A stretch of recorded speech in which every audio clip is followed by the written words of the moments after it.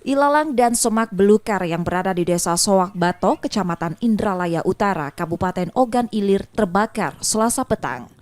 Api yang membakar lahan yang tertiup angin mendekati permukiman warga yang berada di dekat lahan. Satgas Karhutla Sumsel terdiri dari Manggala Agni, BPBD Sumsel, polisi dan TNI dibantu warga berupaya memadamkan api agar tak membakar rumah milik warga. Jauh, tapi posisi api untuk sekarang bisa mengarah ke pemukiman warga. Untuk antisipasinya gimana tuh? Untuk antisipasi ini jalan salah satunya kami cuma motong, Pak. Motong posisi api yang mau ke pemukiman warga. Kami tetap masih berjalan ke desa Soak Bato. Petugas dan warga berusaha memotong rambatan api dengan membuat sekat pemadaman agar api tak meluas ke permukiman.